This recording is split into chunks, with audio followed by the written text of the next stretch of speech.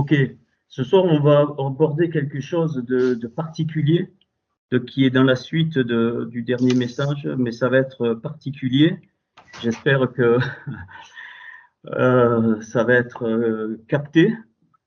Euh, alors, je vous ai envoyé des fichiers.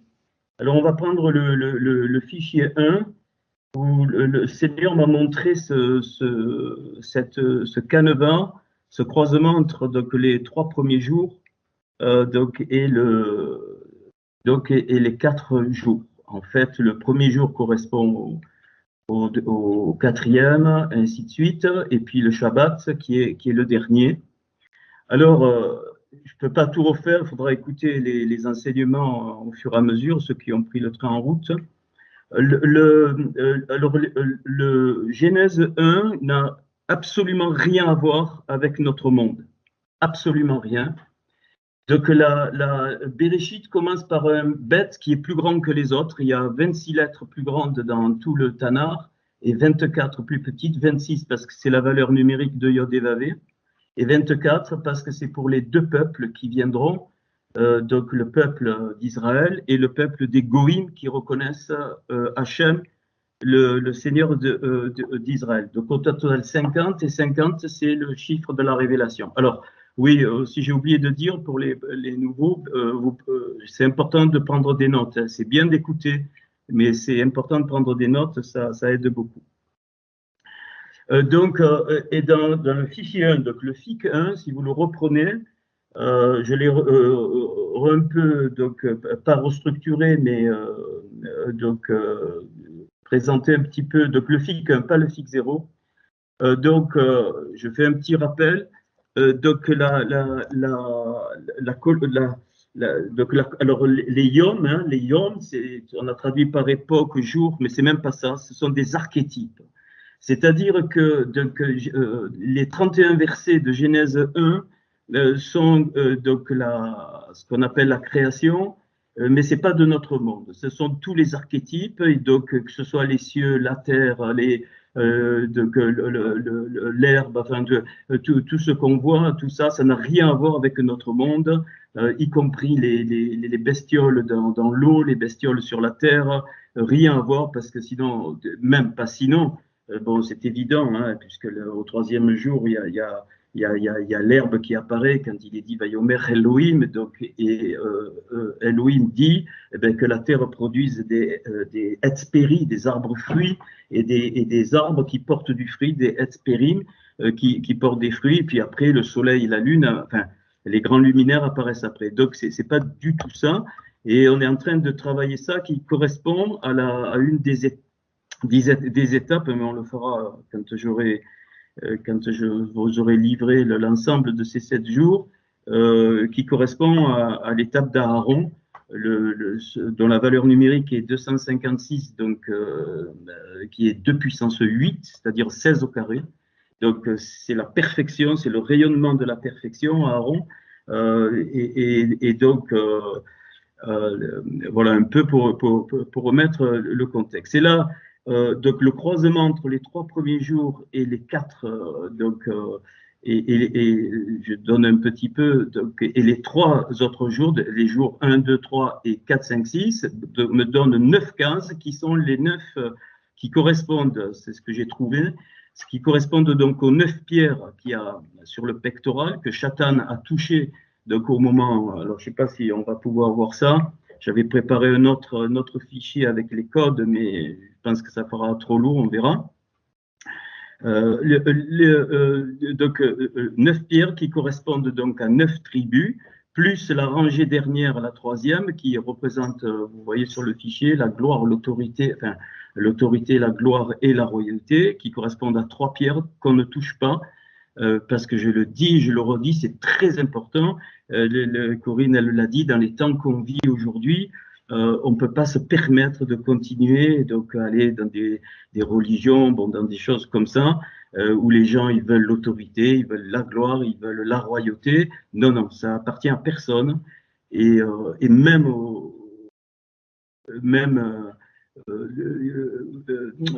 il est le maître du monde, et même les tyrans, tous les gens, tout ce qu'on voit, hein, il le permet, ça ne veut pas dire qu'il est d'accord avec ça, mais donc il le permet parce qu'il a donc un plan qui nous dépasse. Et donc ce soir, on va aborder un peu, pas d'une autre façon, mais on va rester sur les, les trois premières cases. Enfin, on va voir. On a montré la dernière fois que le jour 4 correspondait, donc les Tananim, hein, pardon, les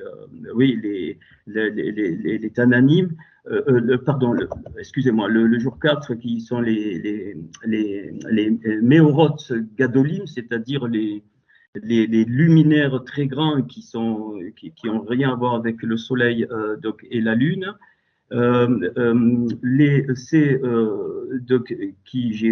J'ai montré par les valeurs que c'était donc Israël et les Kohéletes, c'est-à-dire donc les Goïm qui viennent donc au Seigneur, donc deux peuples.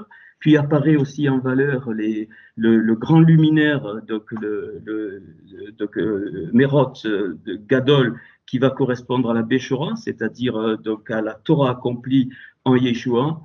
Puis le Méor de Katan, c'est-à-dire donc le petit, qui est la Torah, donc qui a été la semence, qui correspond donc à la Torah, et les Koravim, c'est-à-dire les étoiles qui sont les étincelles qui sont dans l'Adam Kadmon, et de là où on vient, hein, puisque même l'apôtre Paul dit qu'avant même que tout exista, donc le Mashiach, hein, il est là, et même la Kohéla, donc l'ensemble de ces étincelles donc existait.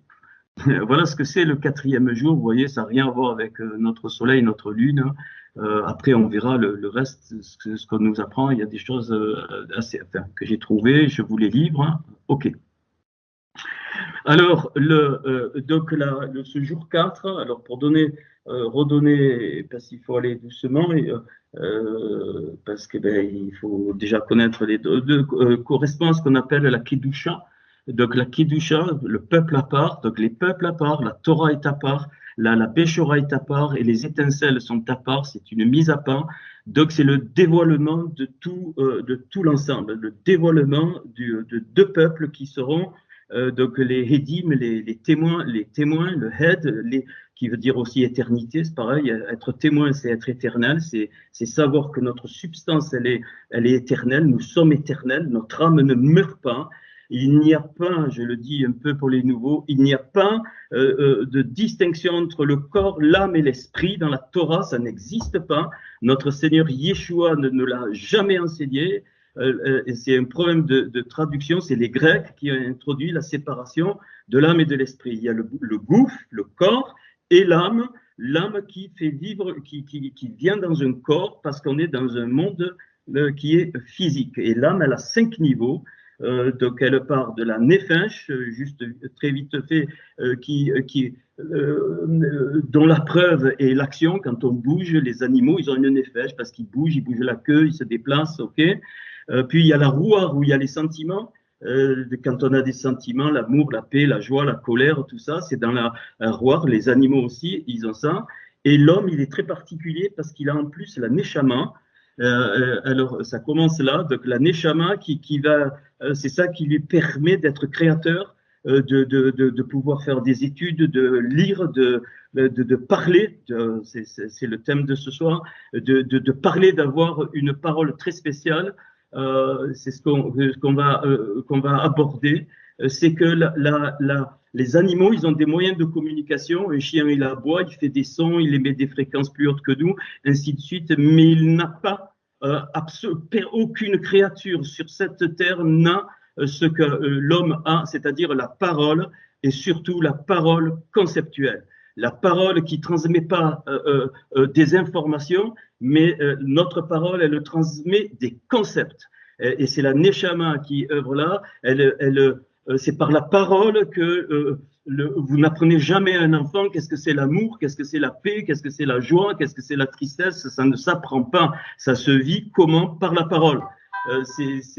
Pourquoi? Parce qu'on exprime des choses, mais tu dis jamais à un enfant, ça c'est la tristesse, ça c'est l'amour, ça n'existe pas. Tu lui dis, ça c'est le verre, ça c'est la lampe, et ça se passe dans la Neshama. Donc il y a une communication de la Neshama qui dépasse totalement l'entendement.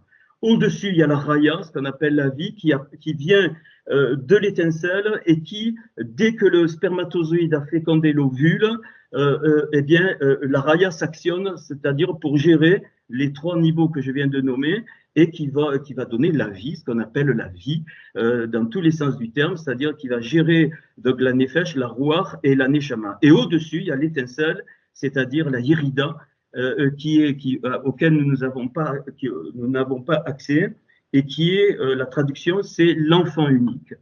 C'est-à-dire, et le grand problème, donc il est là, c'est-à-dire que souvent l'homme cherche son identité, et donc, alors surtout dans beaucoup de milieux, et on a notre identité au travers d'autres personnes, au travers de ce qu'on fait, si on se réalise, si on est vu, si on nous reconnaît, ainsi de suite. Et ça, c'est totalement faux, complètement faux, parce que Hachem, on est unique.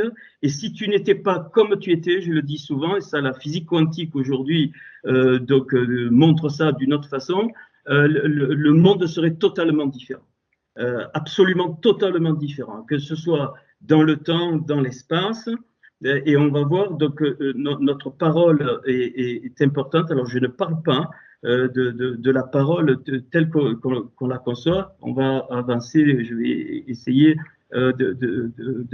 d'aller doucement.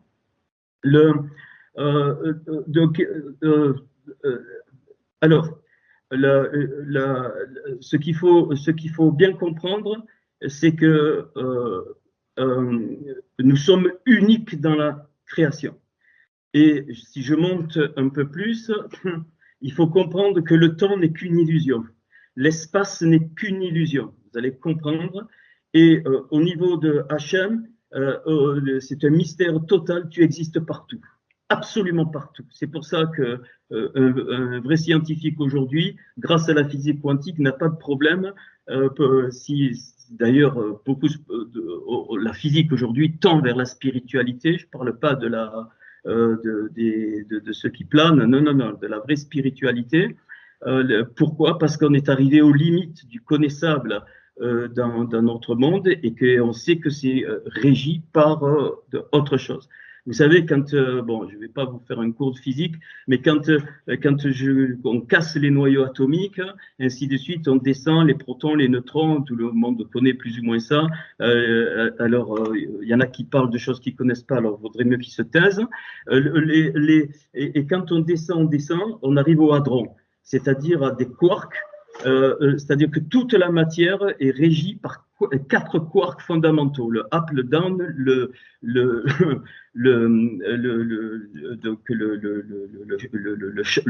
dessus, le dessous, le charmant, et puis le négatif. OK. Et ces 4 quarks, tu ne peux pas les capter. C'est impossible.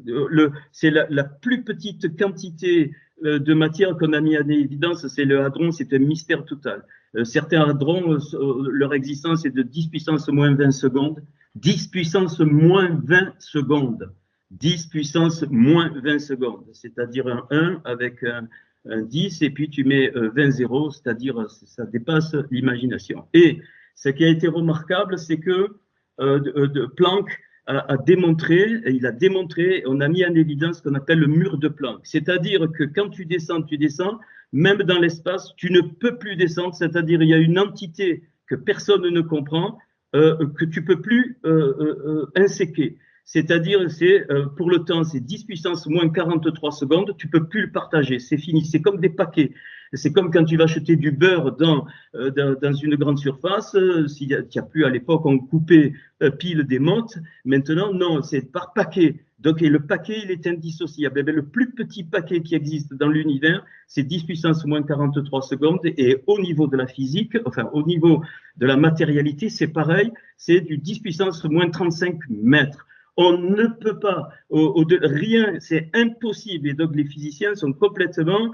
Donc, alors, il y a des théories qui ont été inventées, mais on ne s'en sort pas. C'est toujours, donc, un point, la dernière des grandes théories, c'est la théorie des cordes, mais c'est un grand point d'interrogation. Et là, conclusion, la matière est spirituelle. Le grand drame, c'est que les religions et encore nous, les êtres humains, on veut séparer le spirituel du matériel. C'est faux, c'est un faux message et la Torah me révèle ces choses. C'est-à-dire qu'il y a autant de lumière dans la matière que dans ce que nous, on considère la spiritualité. Et donc, la matière, elle a pris forme et c'est une dégénérescence de la lumière. Et donc, la lumière, la réduction de la lumière, c'est la parole. C'est pour ça qu'il y a 10 actes de parole dans les 6 jours de la création. Dans les 6 jours de la création, Vayomer, Vayomer, c'est un des mots pour la parole, Vayomer, Elohim, et dit, on a traduit, dit donc Elohim, et ce Vayomer, c'est une parole créatrice. C'est-à-dire, alors il y a 5 verbes que nous on a tout mis créé, mais qui n'ont rien à voir, qui correspondent aux 5 mondes. Donc, et la qualité, quand le Vayomer, il est dans le monde de la Yetzira, c'est-à-dire de la formation. C'est pas une création qu'on a eu appelé ex nihilo, mais qui est un mot que j'ai banni complètement de mon vocabulaire parce que ça n'existe pas. À partir du moment où tu définis le néant, c'est que le néant n'existe pas. C'est un leurre et aujourd'hui on s'en aperçoit, ça n'existe pas. Même le vide est rempli, ce qu'on considère nous comme le vide, est rempli d'énergie colossale. Dans un mètre cube de vide, il a été démontré par la physique quantique qu'il y a une quantité d'énergie pour que la consommation de la quantité d'énergie de tous les êtres humains sur la Terre pendant un an. C'est dans un centimètre cube de l'espace vide que nous on appelle vide. Donc le vide n'existe pas. C'est très clair là-dessus. Alors pourquoi je dis ça? Parce que on ne comprend pas ce qu'on a perdu. On n'a pas compris ce qu'on a perdu et on va essayer de rentrer dans l'applicatif plus tard au niveau de la parole. Alors je ne parle pas on va le voir, je ne parle pas de la parole parlée. Alors je vais aller tout de suite un peu plus loin avant le fichier. C'est que tu es né donc la Yérida est descendue. Tu es né avec, écoute bien, tu es né avec les lettres énergétiques de Hachem dans ta Neshama. Tous les êtres humains sont nés avec 22 lettres, 22 puissances énergétiques qui correspondent aux 22 chromosomes. Et on sait le Shin à 4 branches qui représente le Mashiach et le retour. C'est le 23e qui va donner la sexualité pour l'homme. Ce que je veux dire, c'est que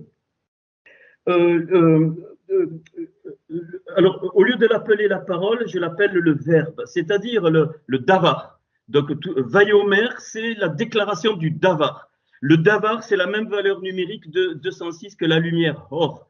La lumière or, c'est-à-dire que la parole, elle est d'origine de Hachem et la parole sort du monde d'Atsilut. L'homme parle parce qu'il a été fait. Parce qu'il a été construit, façonné avec le Tselem, c'est-à-dire l'image une image. Nous ne sommes pas faits à l'image de Dieu, il faut arrêter avec ces conneries. Nous avons été faits avec l'image de Hachem et à sa ressemblance. C'est-à-dire que quand toutes les lois de la nature, c'est les Elohim. Elohim, c'est les fonctions créatrices de Hachem. Et ces fonctions créatrices, elles vont parler. Il n'est pas dit Vayomer Yodevave, il est dit Vayomer Elohim. C'est les Elohim qui ont parlé, c'est-à-dire qu'ils ont réduit la puissance de la lumière en parole. Parce que sinon, on n'aurait pas pu supporter. La création est une réduction de l'infinité de Hachem. C'est une réduction de la pensée de Hachem. C'est merveilleux de le comprendre. Et la venue de Yeshua Mashiach, notre Seigneur, c'est une réduction de la nature de Adam Kadmon. C'est pour ça qu'il est dit que la parole a été faite chair, c'est-à-dire elle est descendue d'un cran. La lumière est faite parole et la parole est devenue chair, c'est-à-dire elle est devenue lumière du monde matériel. C'est pour ça qu'il y a la description de Jean 1 que je vous conseille de lire donc en hébreu. J'ai une version en hébreu qui est pas l'original parce qu'on n'a rien de ces écrits-là, l'original, mais qui est déjà pas mal. Le verbe est un son. Écoutez, ce que je vous donne, qui se trouve dans une information dès la naissance dans le mental de l'individu. C'est, on n'explique pas comment tu peux parler. Tu peux expliquer comment tu émets un son. Les chiens, tous les animaux, les insectes, voilà, tu peux l'expliquer physiquement. Mais pourquoi l'homme peut prononcer des paroles, exprimer des concepts? C'est parce que le verbe, tu es né avec le verbe dans la neshama, et ce verbe, il est ni français, il est ni japonais, il est ni américain, il est ni indien, il est rien du tout. Il est avec les lettres qui sont hébraïques, mais qui sont qu'une représentation, c'est-à-dire les énergies de vie qui sont dans la neshama. Donc, ça c'est quelque chose de fondamental à comprendre. Et c'est pour ça que dès le départ, il est dit, le premier Vayomer, c'est Vayomer Elohim, Yehi Or, Vayi Or. Lumière soit et lumière soit. C'est pas la lumière soit et la lumière fut. Mauvaise traduction. Il y a une dissymétrie de lumière, donc entre la lumière d'en haut qui est très très très forte et la lumière d'en bas qui devient matière, et cette dissymétrie ou asymétrie va créer le temps. Alors, vous savez, si tu me dis, ouais, le temps, on a les horloges, les machins, je te dis, là, regarde, pendant que je parle, on est déjà dans le passé, on est déjà dans le passé, on est déjà dans le passé, on est déjà dans le passé, on est déjà dans le passé. Le temps, tu ne peux pas le capter, c'est impossible. Et le passé fabrique ton futur. Pourquoi? Parce que c'est la dissymétrie de la lumière de Hachem. Et Yeshua, il est la lumière du monde. Il est venu montrer cette dissymétrie à un moment donné par la croix, après la résurrection, il inverse, il passe au travers des murs. On verra ça, c'est pour ça, je pense qu'on n'adore pas le même Seigneur pour beaucoup, et je le redis, Hachem n'est pas une personne, hors de question, c'est pas un être comme nous, on a été fait avec son image, et il est tellement grand qu'on ne peut pas prononcer son nom, c'est une terreur. C'est pour ça que tous les prophètes, ils étaient capoutes par terre quand ils parlaient. Pourquoi? Parce qu'il est tellement, tu peux pas comprendre. En tant que scientifique, mais il faut être fou pour dire c'est ça la matière, c'est ça les lois de la gravitation. Non, on met quelques équations, mais la substance des lois de gravitation, personne ne la connaît. La substance de l'électromagnétisme, personne ne le connaît. La substance des forces électronucléaires dans les noyaux atomiques faibles et fortes, personne ne la connaît. La substance de l'espace, personne ne la connaît. On ne sait pas ce que c'est l'espace. Réfléchis un instant. Tu es en train de bouger, tu te déplaces. C'est pas quelque chose qui est figé. Pas du tout. Et tous les objets ont cette forme parce qu'on existe tous à un moment donné comme ça. Mais dans un autre temps, tout ça prend une forme totalement différente. C'est-à-dire que tout existe partout. Tout existe partout et notre monde est une réduction simplement de ce qu'il y avait donc avant qui est la création. Et alors je vais dire une formule qui va peut-être vous étonner. Hachem, il a créé la substance d'Adam, je dis exprès la substance, l'archétype d'Adam, qui était Zahar Nekeva. C'est-à-dire qu'il avait le constituant plus et moins en lui. Alors, vous voyez le dégât avec ça. C'est-à-dire il était à la fois mâle et femelle, mais pas encore physiquement, pas du tout. Il n'y a aucun physique là. Il créa Zahar Nekeva, c'est-à-dire il crée la dualité. Adam va être cet être et il est préparé. Tout est prévu. Et il est préparé pour qu'il construise le monde, par la parole. C'est pour ça qu'une fois que cet être est créé, qui n'est pas comme nous, pas du tout, on est dans le monde des archétypes, qu'est-ce que fait Hachem? Il dit pas, il dit, il veut voir comment Adam va nommer. Et c'est la première fois que Adam va parler. C'est-à-dire que quand il va voir l'archétype de l'oiseau, il va le créer. Il va le façonner. Au moment où Adam parle, la puissance de la parole façonne l'oiseau en archétype. On n'est pas encore dans notre monde. Il façonne tout ce qui est aujourd'hui notre création. Et ça, c'est important de le comprendre pour peut-être la fin. J'espère que j'aurai le temps. Cette force qui permet à l'homme de parler, et elle est inscrite dans ton âme, pas dans ton corps. Dans ton âme, pas dans ton corps. C'est ton âme qui parle. Et donc, cette force de la parole, eh bien, elle s'habille dans le corps, elle s'habille même avec les gestes, avec les expressions. C'est le verbe créateur. Donc, tu crées par la parole, tu crées par les gestes, tu crées par les mouvements. Quand je dis créer, c'est le mot façonner. Parce que créer dans le sens faire apparaître de la matière, non, c'est pas ça du tout que ça, c'est le mot bara. Bara, il y a que, c'est on va le voir, Bereshit, bara Elohim. C'est-à-dire les Elohim, ils ont la fonction créatrice, ils font apparaître à partir de quelque chose que je ne connais pas, qui est du monde d'Atsilut, qui fait apparaître la création. C'est-à-dire tous les archétypes. Puis il y a le monde de la Yetzira, c'est-à-dire une fois que la substance est créée, on donne forme. Et puis après le monde de la Yetzira, il y a le monde de la Asya. Le monde de la Asya, c'est-à-dire j'assemble les formes que j'ai créées. Et puis notre monde Olamazé, qui n'était pas destiné, qui n'était pas prévu tel qu'on le connaît, c'est l'utilisation. Et au-delà de tout ça, il y a le monde de la conception qu'on appelle le monde d'Atsilut. Et notre âme, elle est à l'image de ça. C'est-à-dire la conception, le monde d'Atsilut, c'est à Yerida, ce qui te donne l'identité. Et puis, évidemment, tu descends Bara, c'est la Raya, c'est la vie. Et puis, tu descends dans les 3 niveaux que j'ai décrits tout à l'heure.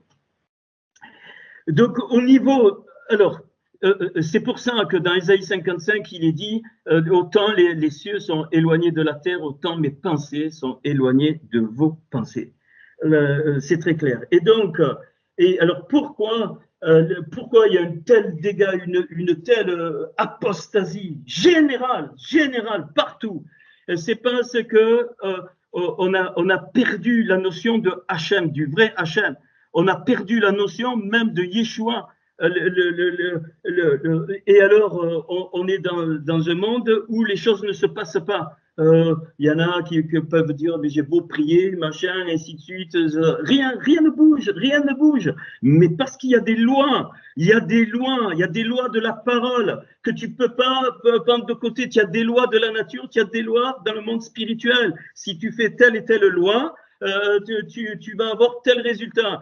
Si tu les contournes, tu n'auras pas le résultat escompté. Essaye de contourner les lois de la nature, autour de toi, tu verras le résultat. Et donc, au niveau de la pensée de Hachem, tout est caché. Alors les gens qui parlent alors je dis même plus le mot Dieu, qui parlent de Dieu, qui osent dire Seigneur fais ci, Seigneur fais là, tu vois, là, il faut qu'ils se la ferment. À partir de ce soir, vous vous taisez.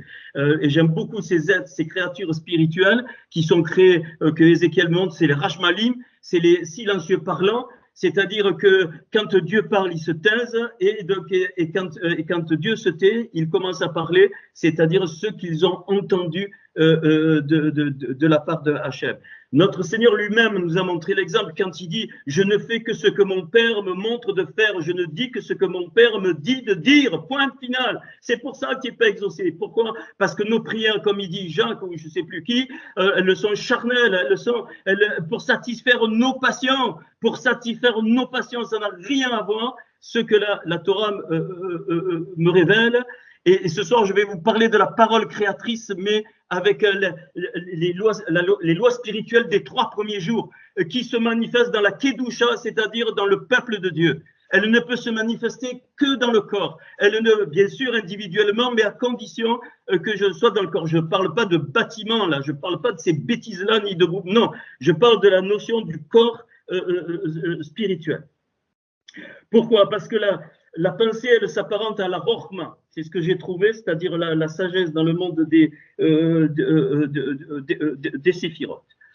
Je vais vous donner un exemple. La rochma contient les énergies spirituelles qui sont ces 22 lettres, et de la kéter de la couronne, c'est-à-dire là où est assis à la droite de Dieu, Yeshua aujourd'hui, sur le trône de la gloire, eh bien, il n'y a pas de lettres.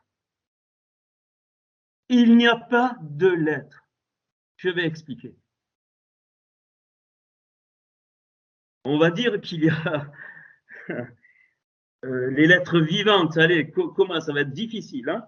Mais je vais donner un exemple que certains connaissent déjà et qui vont nous permettre de peut-être d'avoir une image de ce que je veux dire.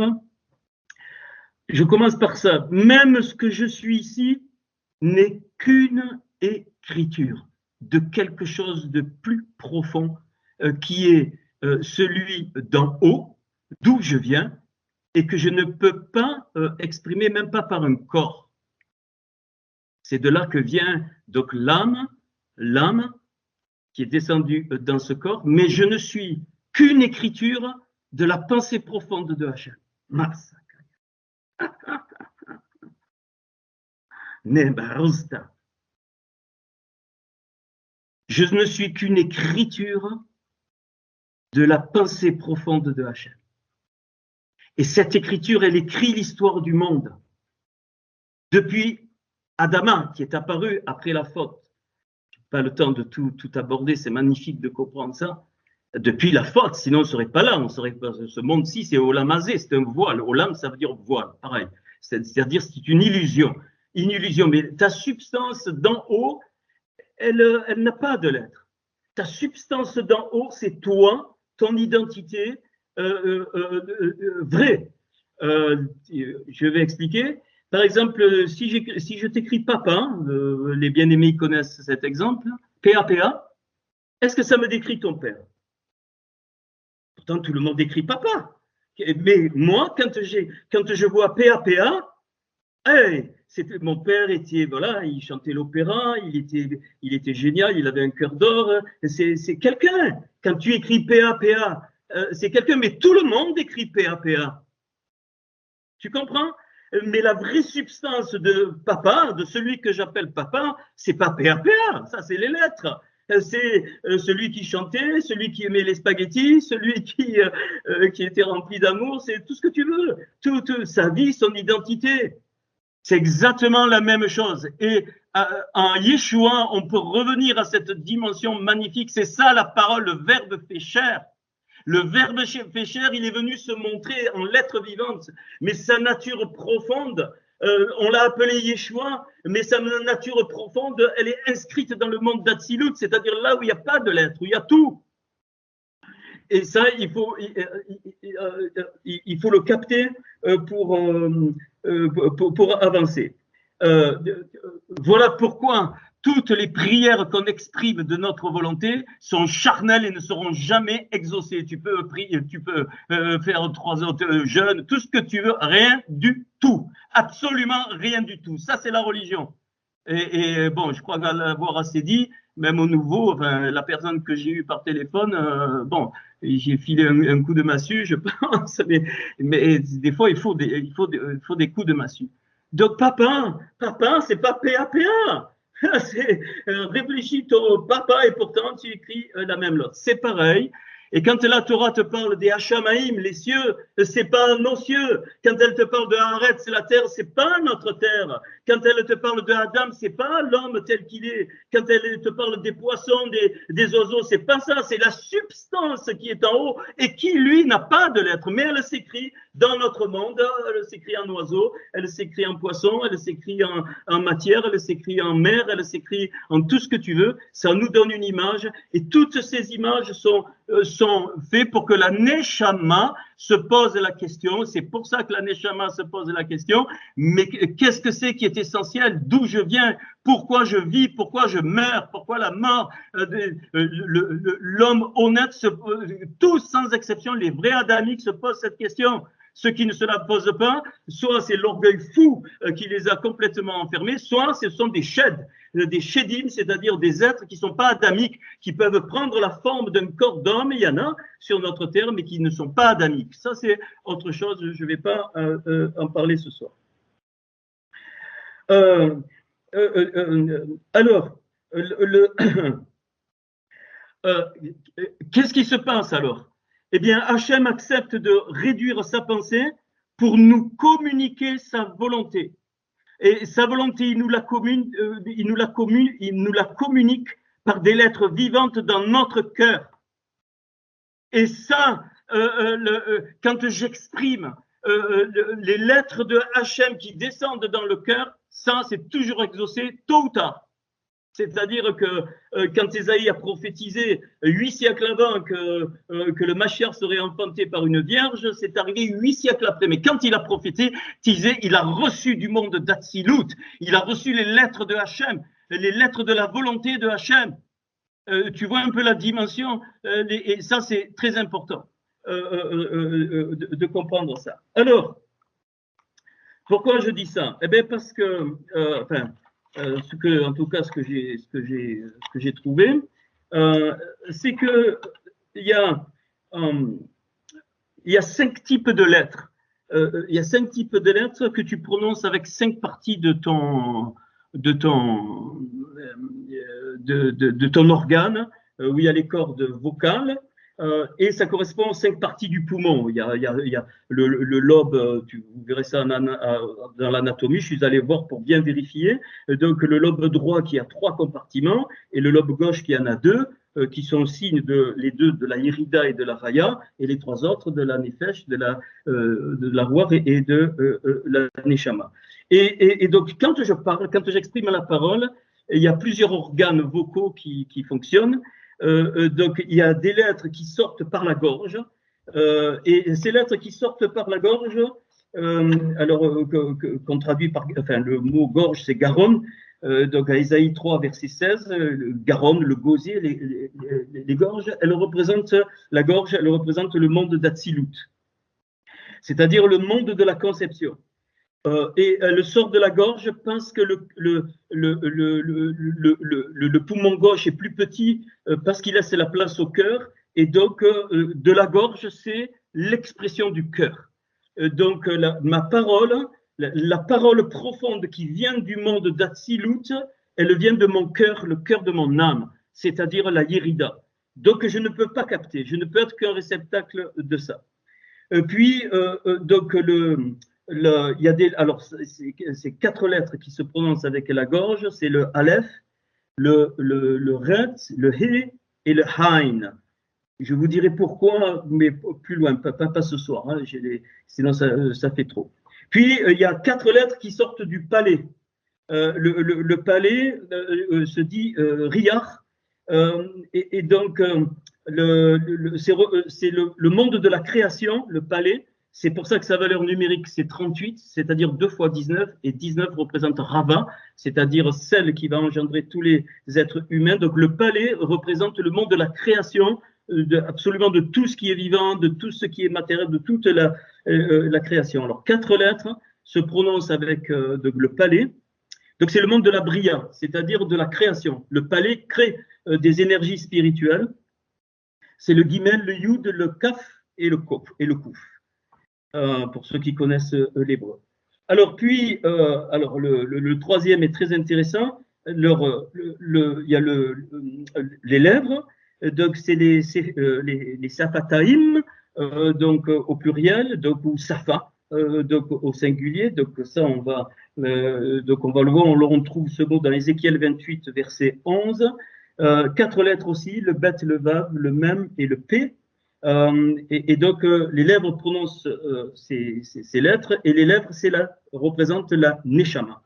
Les lèvres dans le monde spirituel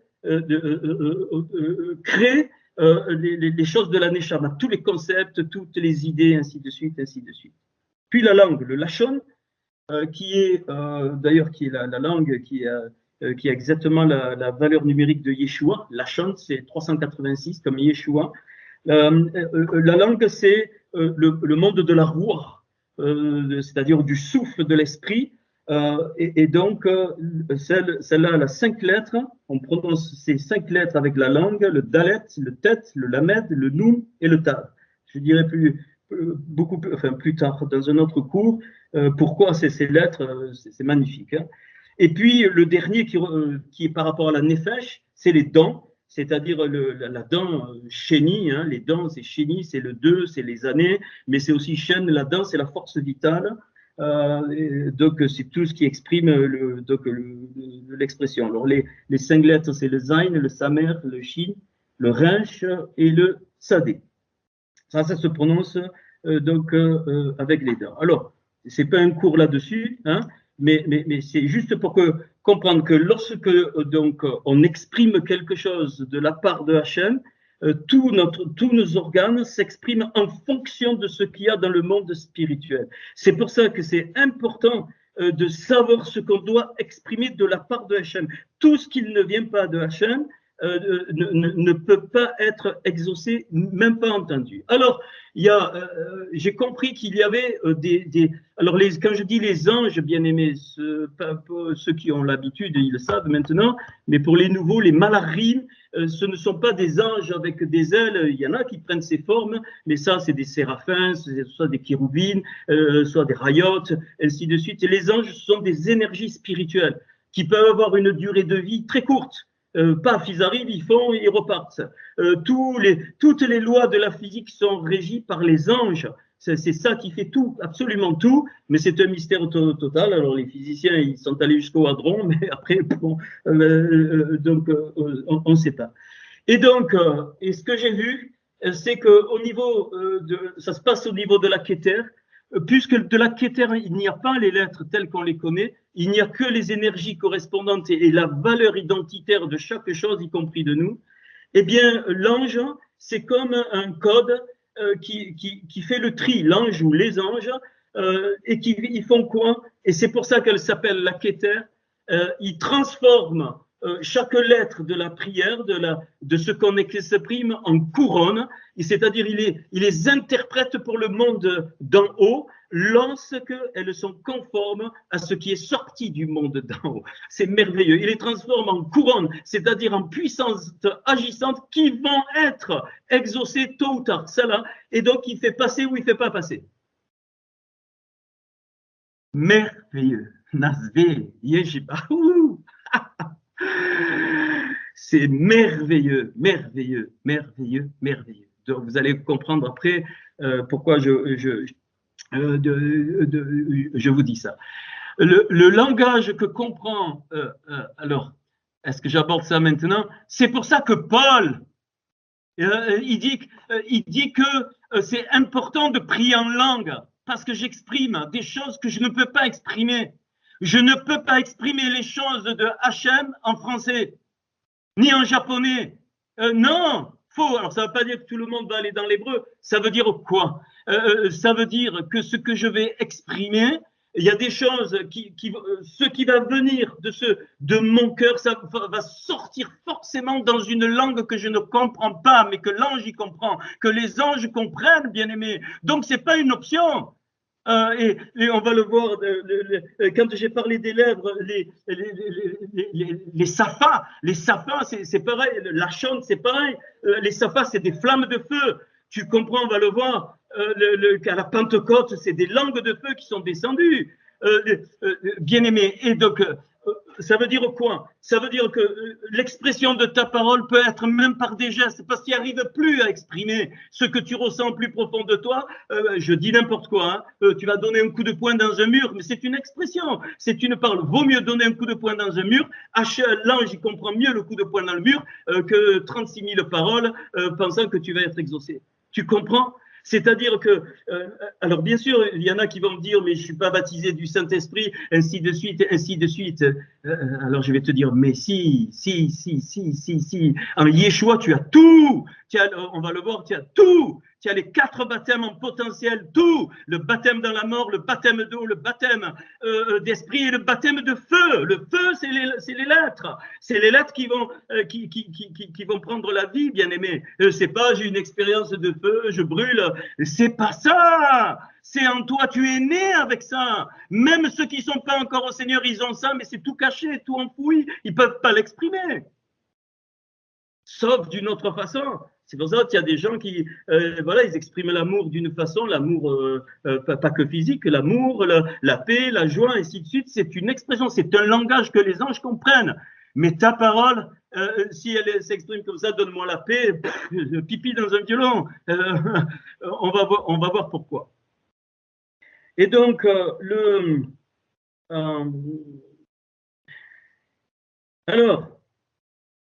alors parmi, il faut que j'abrège, enfin, et après on verra, de toute façon l'autre cours, je complémenterai. Alors parmi toutes les lettres, c'est magnifique l'hébreu. C'est l'inverse de tout. Déjà, tu le lis de droite à gauche. Alors moi, vous savez que des fois, je me mets à écrire, même en français, je me mets à écrire de droite à gauche. Alors mon épouse, elle ne me voit pas, mais si elle me voit, elle me dit, mais qu'est-ce que tu fais là? Ah oui, même les livres, je les ouvre à l'envers. Mais voilà, mais c'est beau. Et tu as déjà ouvert une Torah en hébreu?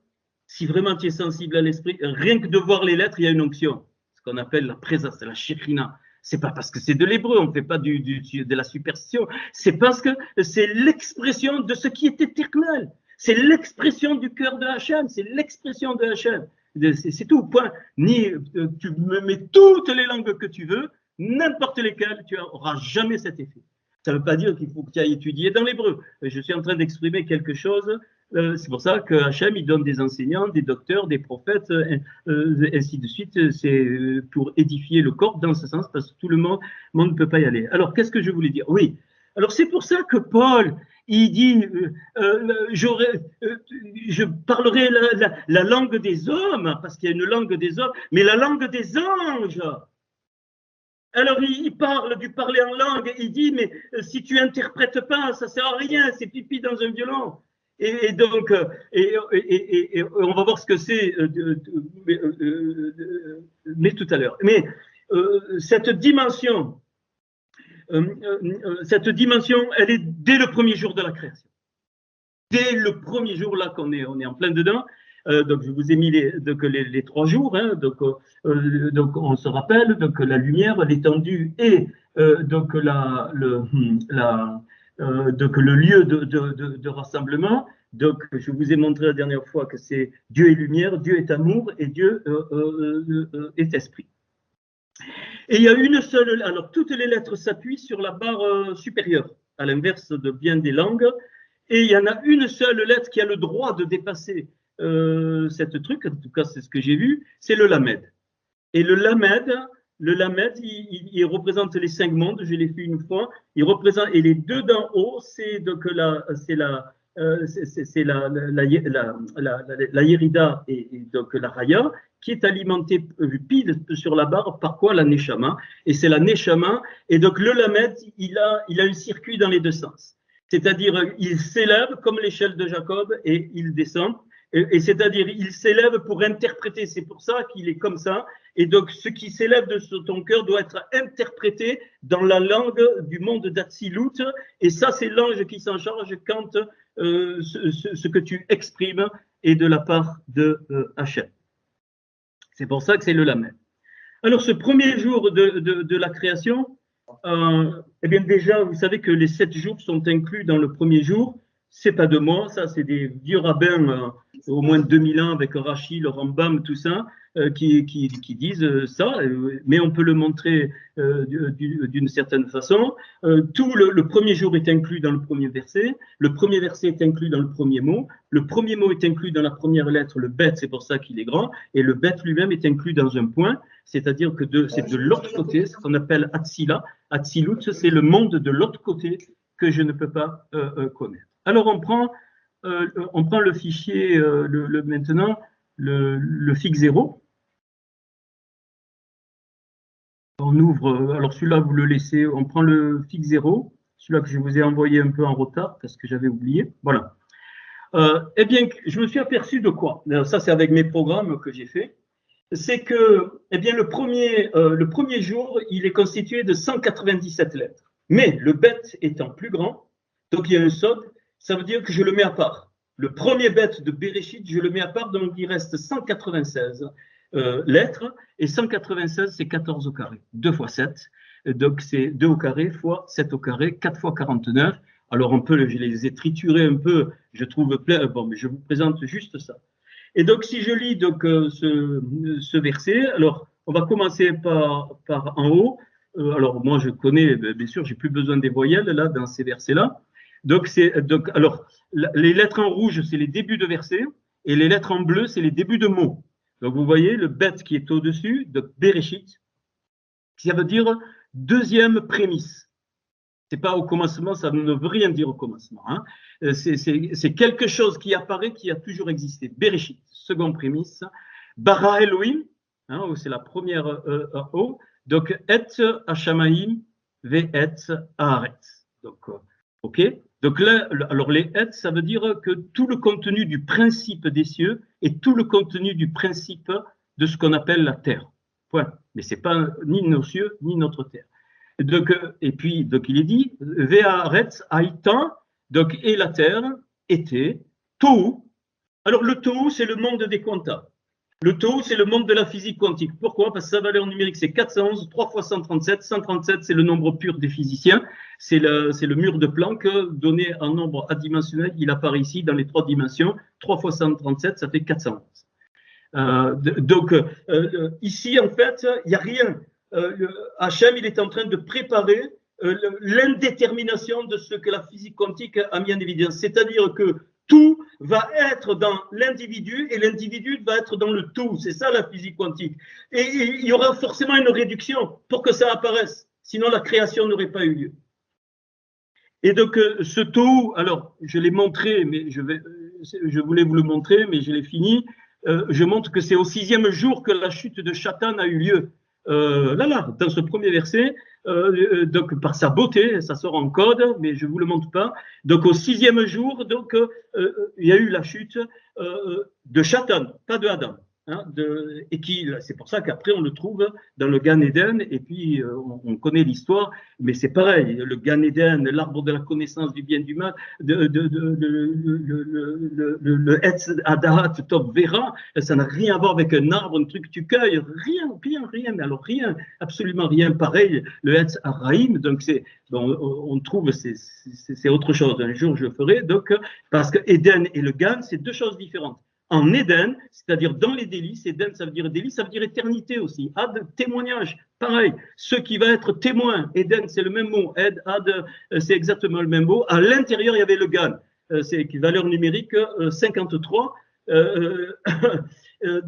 Et donc, le Gan 53, c'est Yeshua. C'est la valeur alphabétique de Yeshua, c'est magnifique. Donc, le jardin, c'est Yeshua qui le tient à ce moment-là. Et il exprime comment? Par son Esprit Saint, par le Etz Haïm, par l'arbre de vie. C'est tout symbolique. C'est ce que j'ai trouvé, mais ce n'est pas l'objet là. Et il est dit, donc, va bohu. Alors, nous, on a traduit informé vide, rien à voir. Donc, le tout, c'est ça, c'est-à-dire, c'est le monde qui va apparaître, mais que je ne connais pas, qui est sous forme même pas de particules encore. Donc, va bohu, ça veut dire qu'il est en train de vibrer, bohu. Il est ondulatoire. Voilà, c'est le beau, ça veut dire c'est 13 et la valeur c'est 13 et donc il est instable. Voilà, il est instable. Donc on a traduit par néant, évidemment les néants, bon, ok, ou par vide, mais c'est pas ça du tout parce qu'il y a rien effectivement, mais c'est quelque chose qui va éclater, hein, qui va exploser. Alors je continue le verset. Donc pardon, Vérocher, oui. Des rochers. Alors, les rochers ici, c'est les ténèbres. Et les ténèbres, c'est comme un trou noir. C'est-à-dire que la lumière est tellement dense qu'elle ne peut pas sortir. Et les rochers ici ne représentent pas un truc négatif, ils représentent la pensée de Hachem qui n'est pas révélée. Pour qu'elle devienne lumière, il faudra la réduire par la parole. C'est ça que ça veut dire.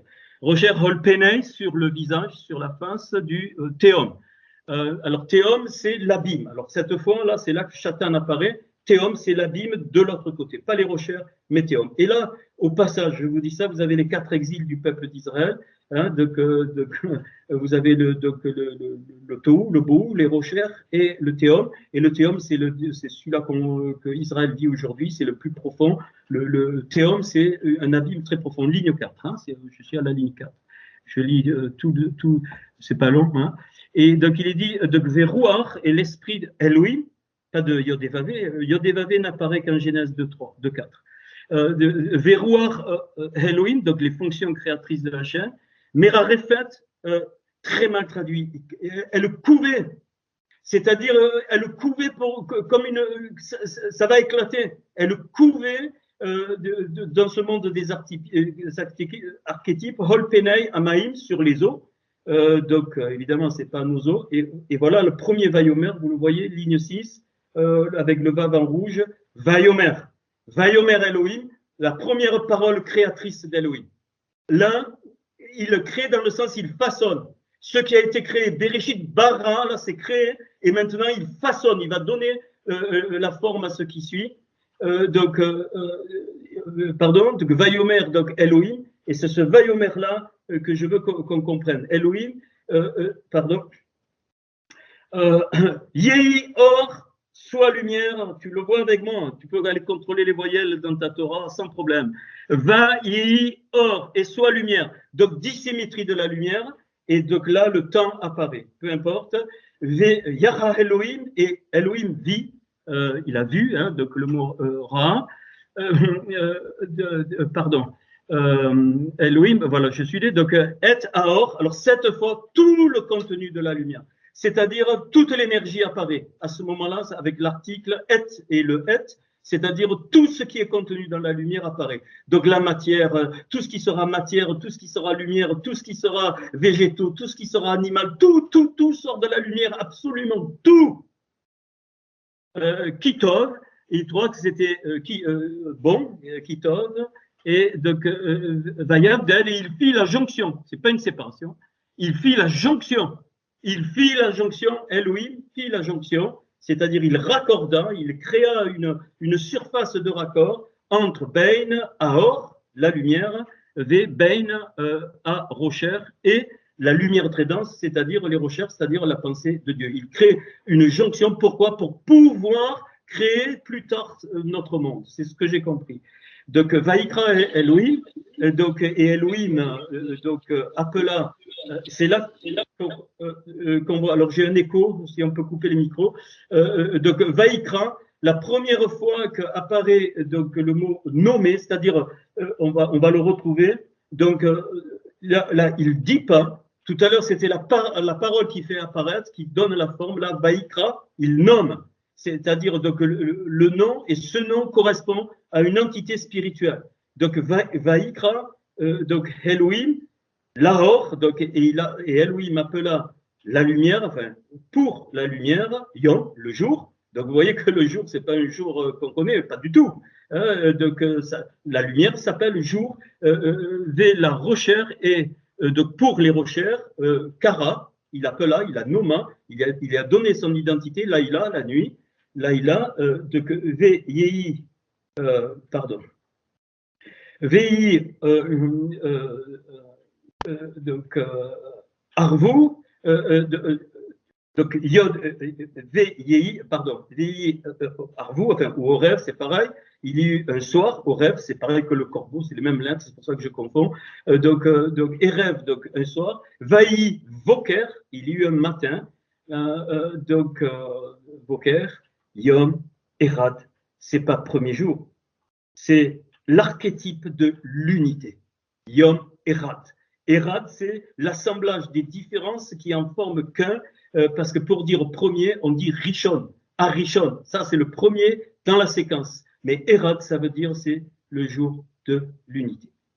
Eh bien, si tu regardes ma matrice, tu vois bien que le premier jour, que c'est le plus grand carré, il contient le deuxième jour, que c'est le plus petit carré. Il contient le troisième jour, que c'est le troisième carré. Il contient le quatrième jour, que c'est le carré rouge.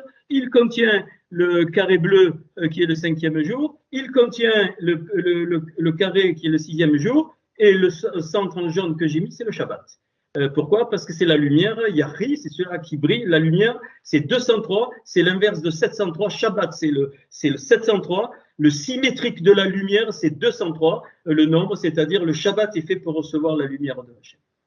Donc le Shabbat, il est au centre de tout, il est inclus dans le 6e jour, inclus ainsi de suite, ainsi de suite, ainsi de suite. Tu remontes, c'est la matrice. Je n'ai pas tout travaillé, j'ai pas le temps, mais c'est d'une merveille. Et puis, quand tu prends le bet en haut, et tu vois, le bet, il est ouvert comme ça, d'accord? Et si tu le symétrises, puisqu'il va descendre dans notre monde, tu obtiens le bet comme ça. Donc, le parcours, il t'est donné. Et c'est pour ça que j'ai mis le tav, donc le tav aux 4 coins du 4e jour. Pourquoi? Parce qu'il me montre un bet à l'envers. Un, il te dit avec la Torah, tav, resh et, tav, le resh en bas à gauche, en noir et puis tu peux varier le shin à droite, bet, shin, resh et beshora, la nouvelle, la Torah accomplie, donc apparaît le 4e jour. C'est pour ça que je trouve en valeur beshora et je trouve la Torah au niveau du 4e jour. Alors, si je continue un petit peu, donc tout est inclus, vous descendez, tout est inclus dans le premier verset. C'est pas moi qui le dis, c'est les grands sages qui l'ont dit. Voilà, tout le reste, ça c'est moi, hein, ça demande du travail avec mes codes. Et il est dit de Bereshit bara Elohim et ha-shamaim ve et haaretz. Donc il crée deux principes fondateurs, shamaim et haaretz. Donc dessous, vous voyez ça a été. Alors j'ai eu cette surprise. Donc dans le livre d'Ésaïe, tu peux dire les cieux aussi shémé. C'est-à-dire, tu enlèves le dernier même, et donc tu obtiens Shamaï, donc le Shin, le même et le Yud, le Shin, le même et le Yud, et verticalement, tu remets le même de Shamaïm à Aretz. Donc les deux principes, les cieux donc, et la terre, ça c'est les 3 jours, et c'est les 4 qui suivent, et tu as le croisement. Eh bien, si tu te souviens de mon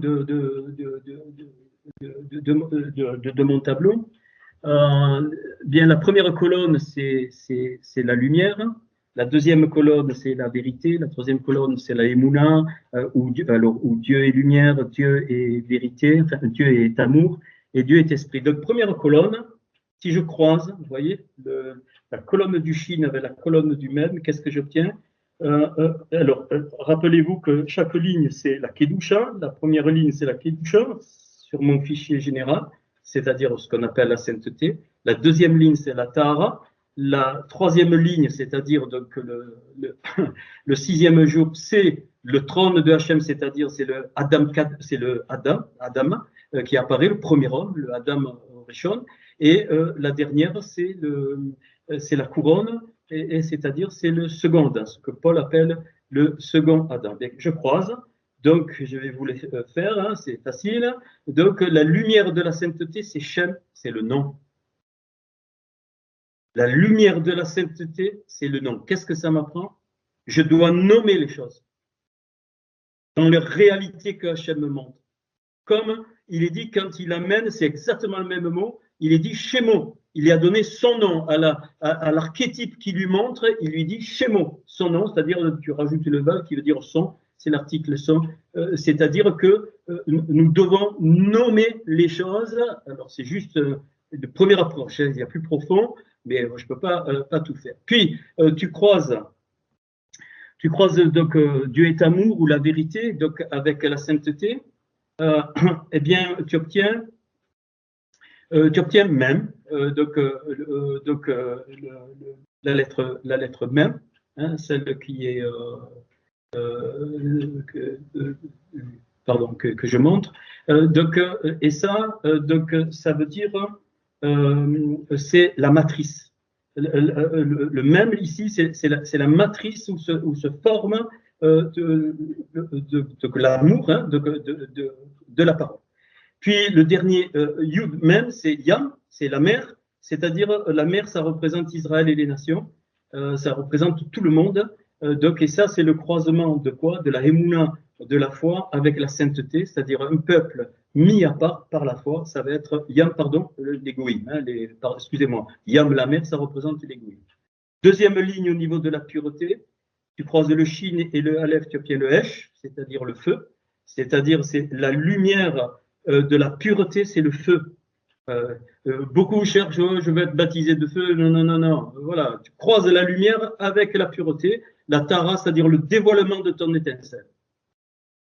La pureté, c'est ça. C'est-à-dire, je dois rentrer dans la vocation de mon étincelle. Ce que pourquoi Hachem m'a fait. Alors, beaucoup, excusez-moi de le dire, hein, je dois le dire, parce que là, je vois trop la gloire du Seigneur. Maintenant, voilà, on perd son temps à faire des choses vaines, qui ne servent à rien. Paul, il dit l'exercice physique, il est bien, mais il ne sert à rien du tout si tu négliges l'un ou l'autre. C'est pas grave de faire de l'exercice, je parle de ça, mais il y a autant d'autres choses. On perd notre temps à des choses vaines. Il y a des choses nécessaires, mais il y a des choses vaines. Alors, ceux qui cherchent d'être remplis du feu de l'esprit, ouais, ils prient, non, arrête de prier, croise la lumière et la tahara. C'est-à-dire que la lumière de Hachem dévoile ce pourquoi tu as été fait. Quelle est ta vocation? D'élever les enfants, d'enseigner dans un collège, que sais-je, moi, de faire la Torah comme je fais, de prêcher, fais, mais pourvu que ce soit la lumière de ton étincelle, alors le feu descend. Puis tu as le croisement donc de l'amour, donc, donc le deuxième ou la vérité, donc avec la pureté, pareil, donc au sens où je viens de le dire. Eh bien là, tu deviens un enfanteur. Tu vas, bon, j'ai pas le temps. Tu sais que le mulet est stérile. Ce croisement de cheval avec l'âne, c'est stérile. Et donc, et on peut devenir stérile quand on n'accepte pas que la vérité, que l'amour de Dieu qui va avec la vérité croise comme ce qui est en moi pour que ça sorte. Mais si ça croise, ça devient im, c'est-à-dire la mère, celle qui enfante. C'est pas pour rien que les Juifs sont juifs par la mère. Ça vient de là. Parce qu'en haut, il y a Abba et Ima. Dans le monde des séphirotes, la Rochma, c'est Abba, c'est le père, et la Bina, l'intelligence de réalisation, c'est Ima, c'est la mère. Et donc, si on veut devenir des enfanteurs, donc des bâtisseurs et des vaillants, il n'y a pas 36 000 solutions. Il faut que la vérité, c'est-à-dire l'amour de Dieu, croise l'intérieur de mon cœur, mon étincelle. Il n'y a pas d'autre chemin. En tout cas, ce que j'ai trouvé. Puis, tu croises la colonne de la Emouna, donc c'est-à-dire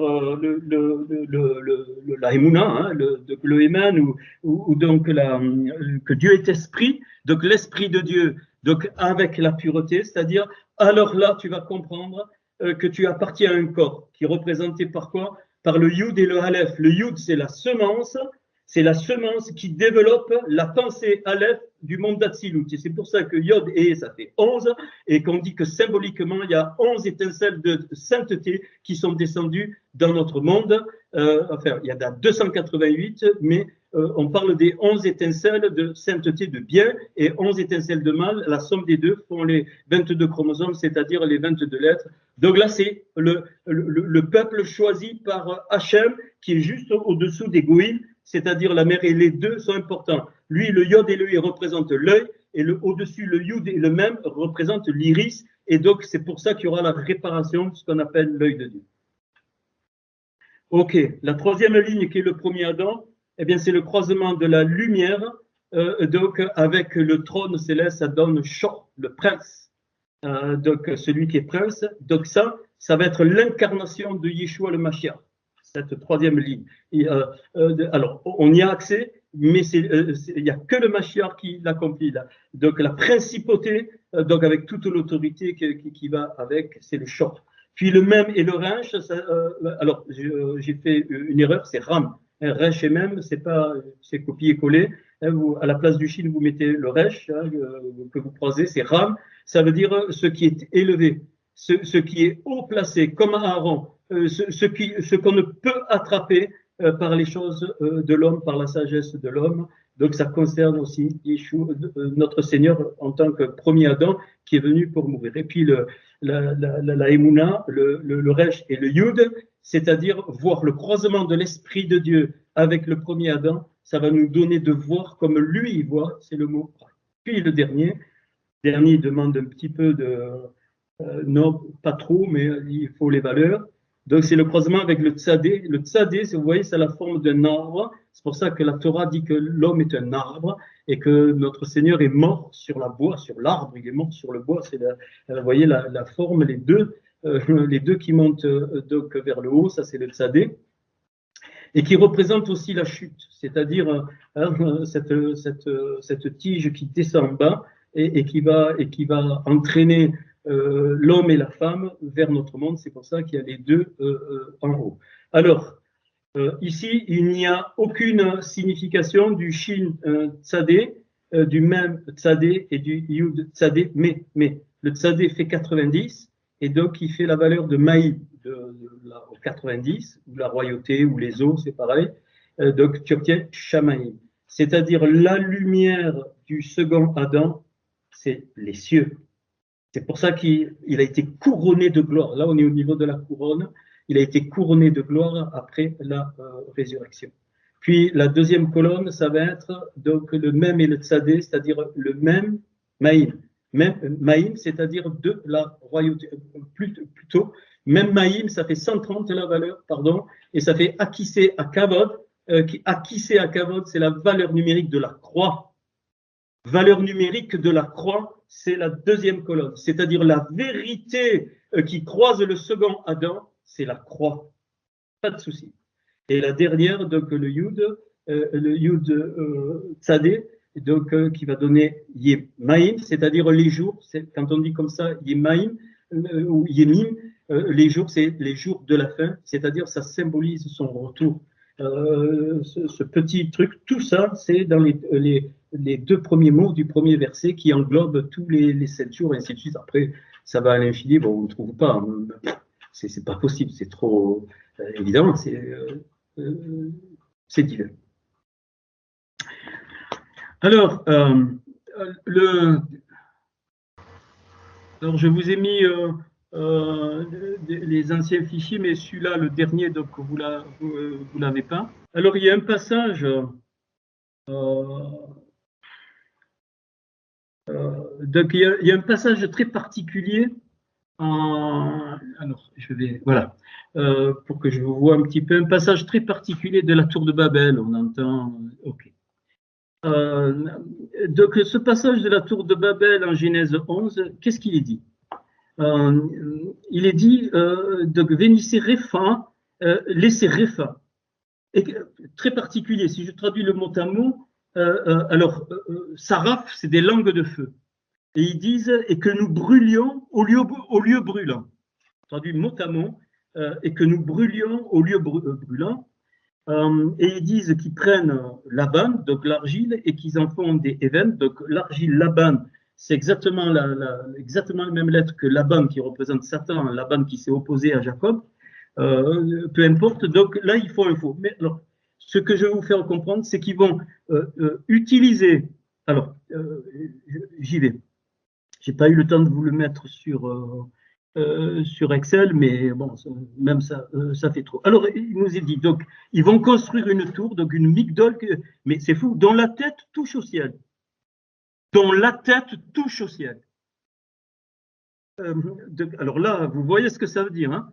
Donc, faisant une tour, et pour ça, ils prennent de l'argile, c'est-à-dire Laban, une fausse pierre, pour pierre.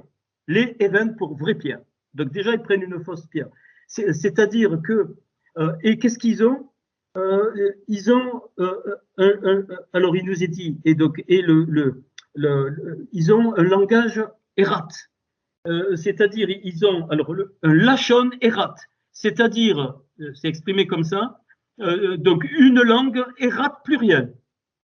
Ça veut dire, écoutez, et puis, donc ils disent, et des devarim, donc eradim. C'est-à-dire des paroles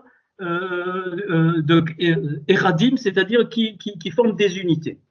C'est ça qui est dit. Qu'est-ce que j'ai compris là avec ça? Ça veut dire qu'ils avaient, que ces hommes-là, avant qu'il y ait l'épisode de la tour de Babel, Hachem leur avait laissé les clés de la parole créatrice dans le sens qui va former les choses. C'est pour ça qu'ils ont fait la tour de Babel, parce qu'ils connaissaient les mystères de cette parole. C'est pour ça qu'ils disent que nous brûlions au lieu brûlant. c'est-à-dire que nous recevions ces langues, c'est le même mot, ces langues qui vont nous dire ce qu'on doit faire pour faire cette tour qui touche au ciel. Vous voyez, dans la symbolique, c'est colossal ce que ça représente au niveau de bien des choses. Et puis, on continue, et ils disent le goudron fut pour eux comme donc un mortier. Et donc, alors le mot c'est Véarémar, le goudron 259. Et 259, le mot Vayomer, quand Hachem l'utilise et qu'il a donné à Adam, le mot Vayomer fait 257. C'est-à-dire qu'ils ont fait un goudron avec l'orgueil, avec la folie de croire qu'en utilisant le Vayomer d'Elohim, ils allaient pouvoir créer une tour qui touche quoi? Les cieux, Hachem. Donc, Ayalahem fut pour eux, et ils ont pris ça pour ciment. Donc, c'est les Romers, et qui fait 278, et qui est quoi? Ruach ha-Goïm, le souffle des Goïm. Le souffle des Goïm, ça fait donc le goudron. Alors, j'ai oublié de vous dire que quand Hachem, il crée donc Adam et qu'il dit qu'il a fait il a envoyé des nishmatraim dans ses narines, c'est-à-dire des souffles des vies, et l'homme est devenu une nefesh raya, une âme vivante. Eh bien, le mot nefesh raya, c'est exactement la valeur de ruach hadavar, le souffle de la parole. Donc, Adam, l'unique créature qui a le souffle de la parole conceptuelle et imprégnée dans son âme, et eux, ils font un souffle des goïms, c'est-à-dire ceux qui a été complètement à côté de la plaque, évidemment, après l'essai de reconstruire de l'humanité. C'est-à-dire que ces êtres-là, ils ont utilisé, enfin, ces individus, ils ont voulu utiliser, on va parler comme ça, les dons d'en haut entre eux, pour eux, comme ils voulaient, par eux. Et alors Hachem, il dit rien ne les arrête, il descend et qu'est-ce qu'il jette? La confusion. C'est pour ça que le livre des Actes me dit qu'ils se sont réunis. Et alors là, ici, c'est ils ont osé toucher le langage de Hachem. C'est pour ça qu'il les a complètement, et c'est de là qu'est née toutes les langues, et donc c'est la confusion totale, et qu'on a perdu, on a perdu la puissance de la création de la parole, dans le sens façonnement, on l'a perdu à ce moment-là, bien aimé. Et le retour à ça ne peut se faire, il ne peut être possible que dans une très grande humilité. Il est impossible dans les milieux religieux qu'il y ait des vraies guérisons. Et quand elles ont lieu, c'est vraiment grâce sur grâce et sur grâce et sur grâce et sur grâce. C'est impossible parce qu'on viole toutes les lois que Hachem a données et qui veut qu'on retrouve. Comment on les retrouve? On ne peut pas les retrouver par la compréhension. On peut les retrouver que par le Saint-Esprit. Et c'est pour ça qu'il y a eu un vent impétueux dans le livre des Actes qui est descendu et des flammes de feu, des flammes, le même mot, des flammes de feu sont descendues. Et là, cette fois, c'est Hachem qui envoie le langage son langage à lui, et qui fait la diversité des langues, mais pas la diversité pour la diversité, c'est que chacun l'entendait, il comprenait, il traduisait. Alors, mon petit schéma va nous aider après dans la mise en pratique. Ah, je ne sais pas, hein, c'est... on est trop orgueilleux. On veut encore trop faire des choses pour plein de choses. Je le dis, bien aimé, c'est pas pour agresser, c'est pas du tout ça. Et quand je parle de l'orgueil et du mensonge, je parle même des acquis qu'on a eus, qu'on a du mal à lâcher. On a toujours fait comme ça et on fera comme ça. Alors il faut étudier l'hébreu, il faut aller dans l'hébreu. Mais même ça, ça peut devenir du n'importe quoi. Si tu vas étudier la Torah pour te gargariser, mais tu vas devenir religieux au même titre que les autres. La Torah est tout sauf un livre de religion. La Torah est absolument tout sauf une religion, même judaïque. C'est pas vrai, c'est le livre de vie, la Torah. Là, il y a tout dans la Torah, toute la création de tous les mondes, tout. Tu es dans la Torah, tes cheveux sont dans la Torah. Mais mince, mais il faut se réveiller. Tout. Quand on dit tout, c'est tout. Les milliards d'années-lumière de l'univers sont dans la Torah, sont exprimés par des lettres. Hachem, il les a exprimés par les lettres.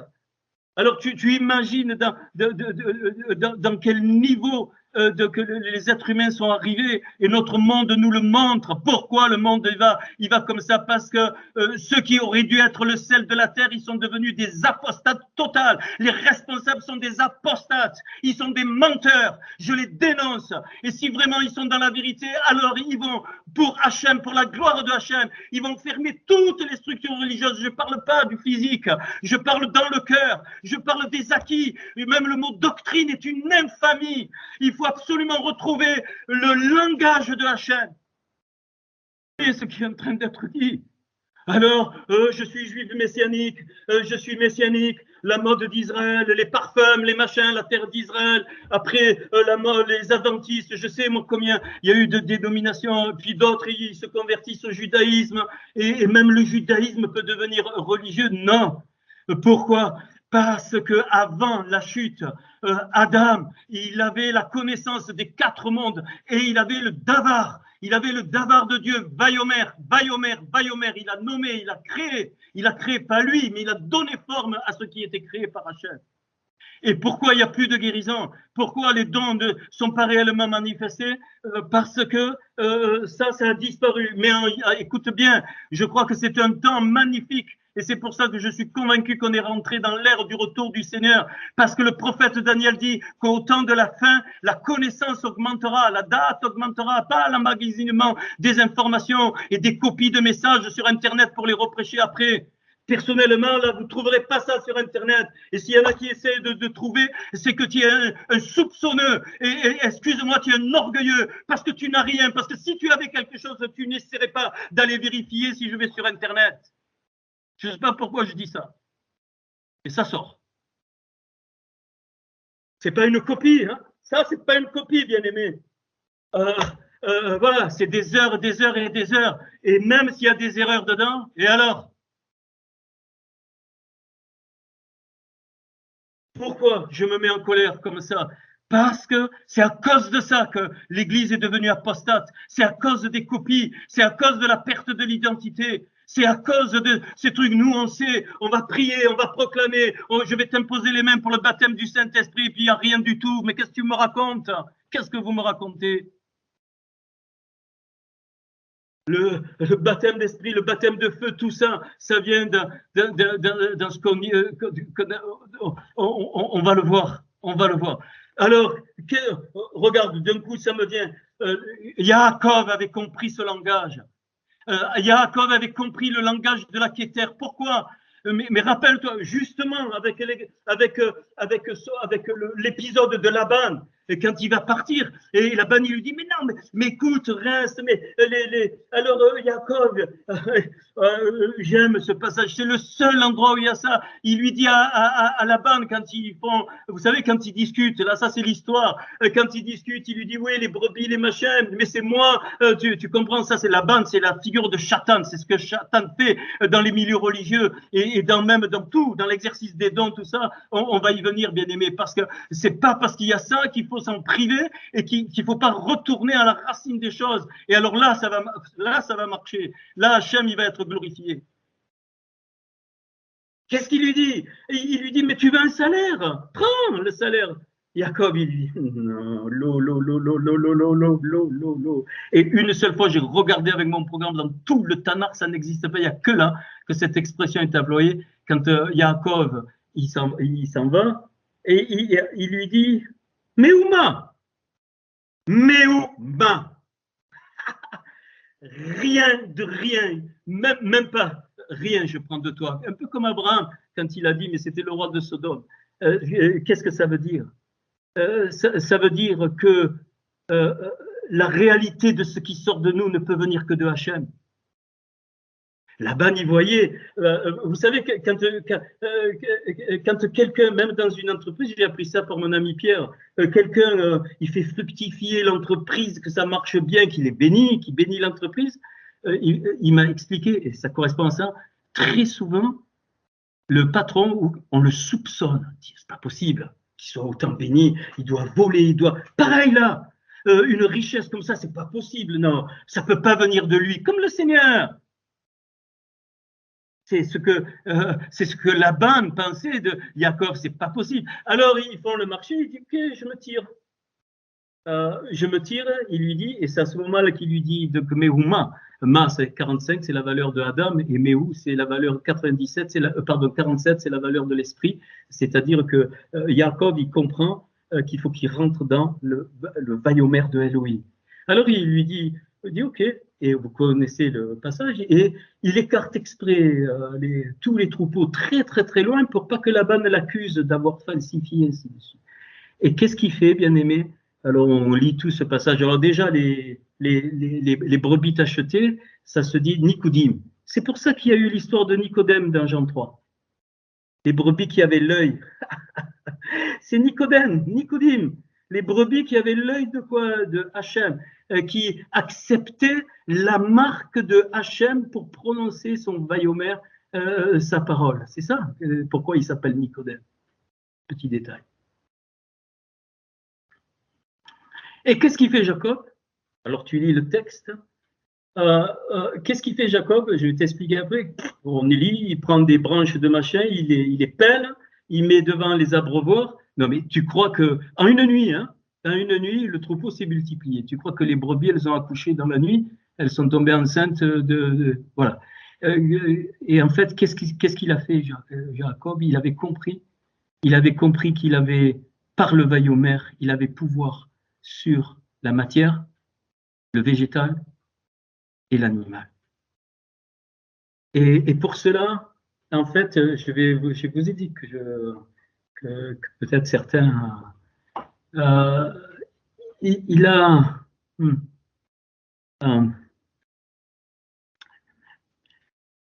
comme le premier jour, il a visualisé la pensée de Hachem dans sa neshama. Ça veut dire quoi?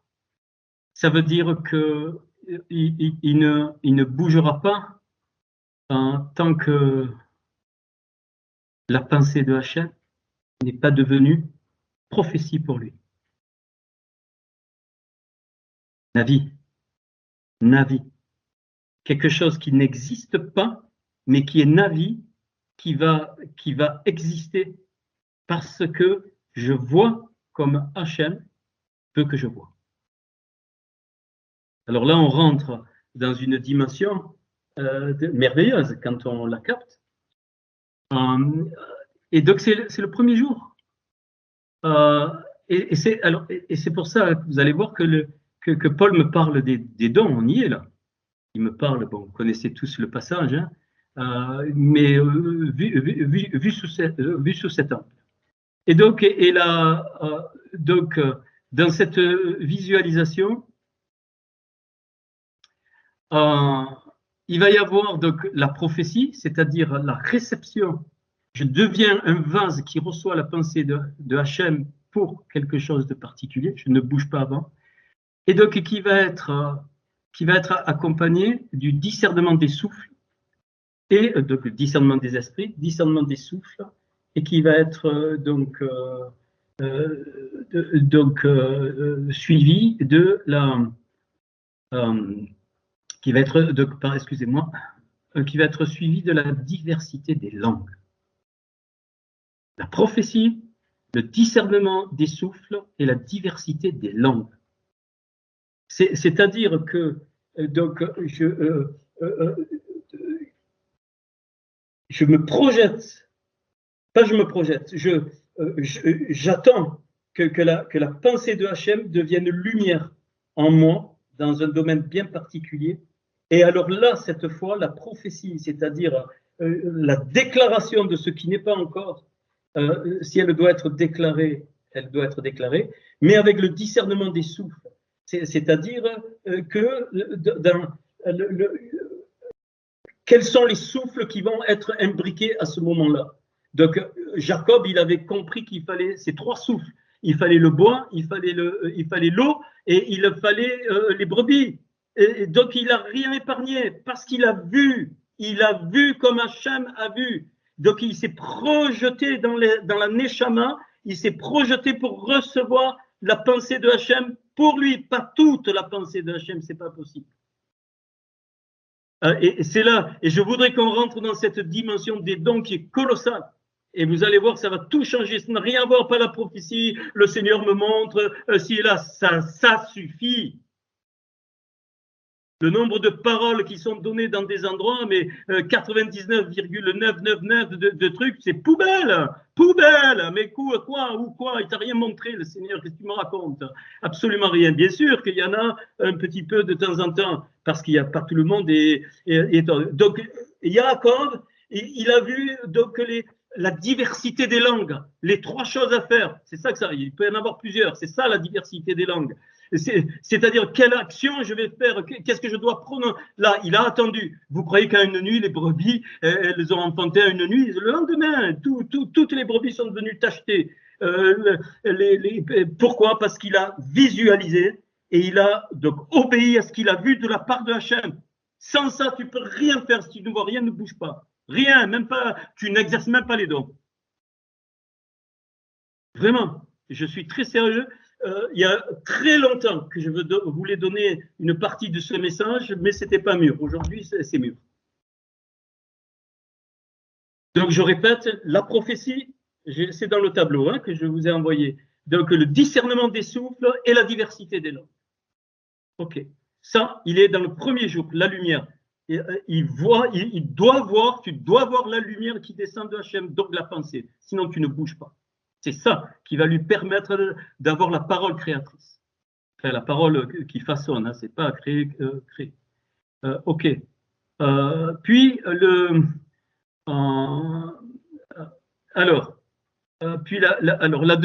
deuxième étape, je les déroule c'est la connaissance, la parole de connaissance, la date, qui sort obligatoirement de Dieu est amour, parce que l'amour va avec le émet, avec la vérité. Donc c'est le deuxième jour, et c'est la séparation, c'est-à-dire la jonction entre les eaux d'en haut et les eaux d'en bas. C'est-à-dire que la parole de connaissance va permettre le discernement de ce qui vient d'en haut pour le bas ou de ce qui vient du bas pour le haut, mais tu ne peux pas mélanger les deux.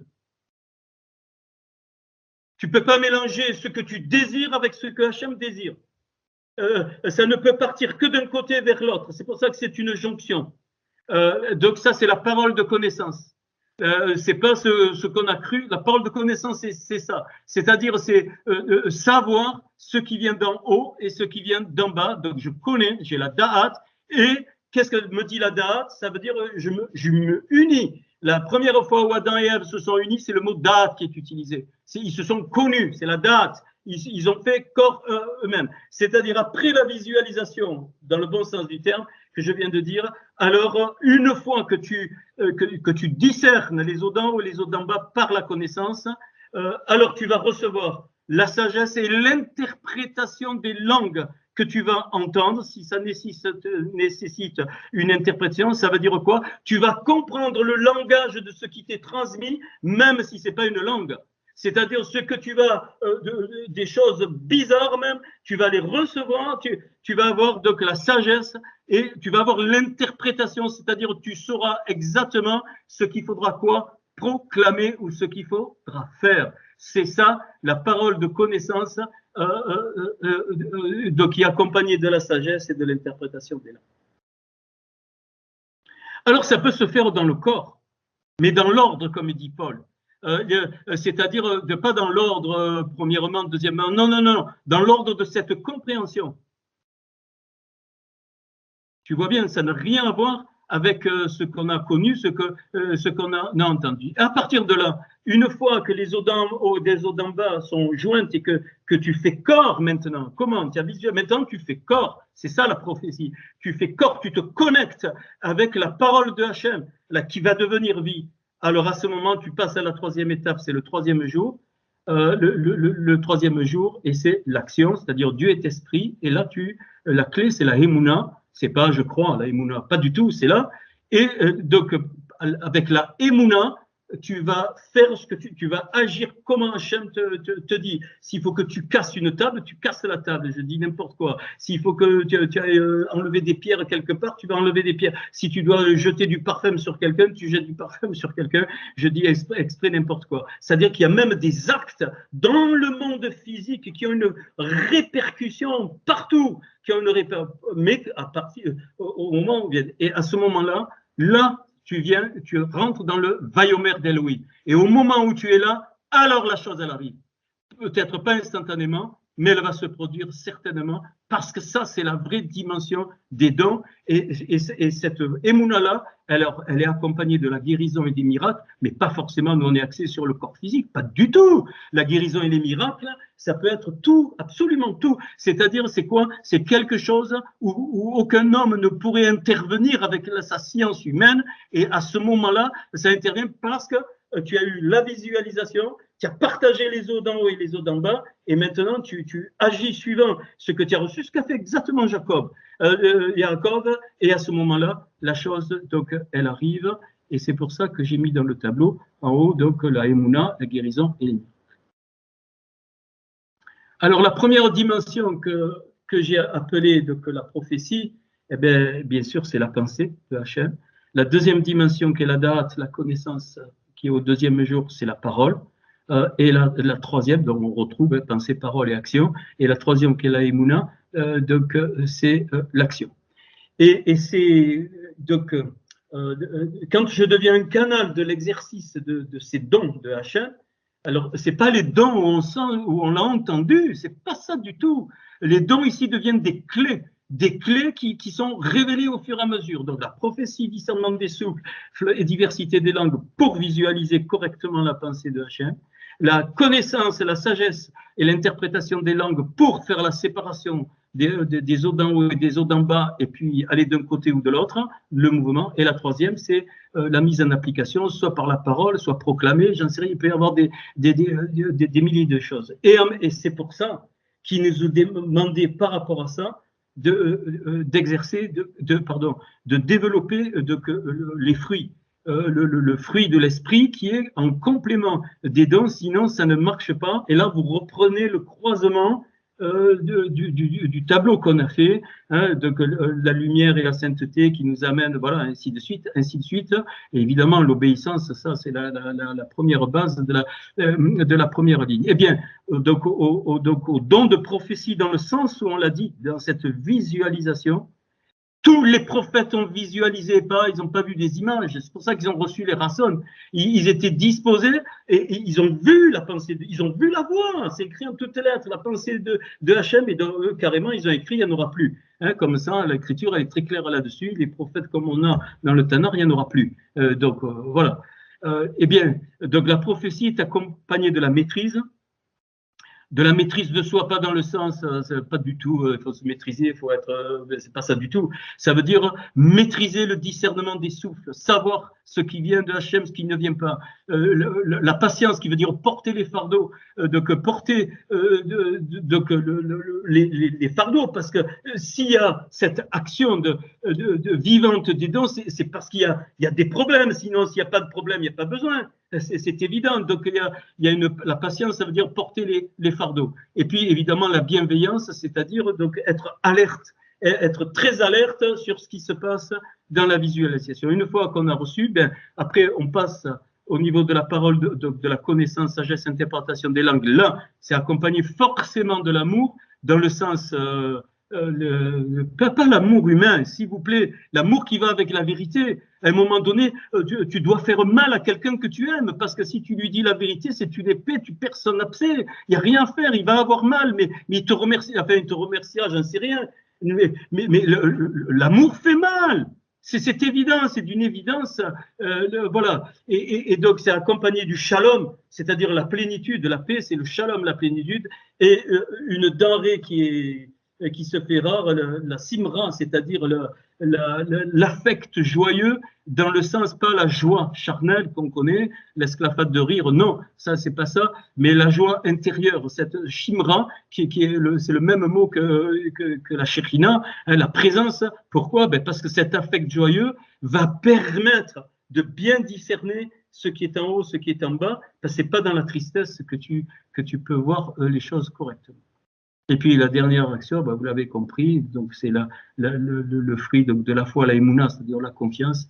Et je le redis, quoi qu'il arrive, voilà, bon, je ne vais pas me répéter, qui est accompagné de la bonté et de la douceur. Alors la bonté, c'est la recette, c'est-à-dire la capacité de donner, de donner, de donner, de donner. Tout ça, c'est dans le corps, de donner, de donner. Mais vous voyez pas que beaucoup n'arrivent pas, je ne reproche pas, mais donne sans compter, tout est lié. Plus tu donnes sans compter, même s'il y a des choses, on a tous mais c'est quand il y a plus de joie à donner qu'à recevoir, et c'est quand tu donnes comme ça, évidemment dans ce que Dieu te demande et dans dans ta vocation, c'est à ce moment-là que les choses se déclenchent même pour toi. Et la douceur, c'est pas la douceur, c'est la souplesse.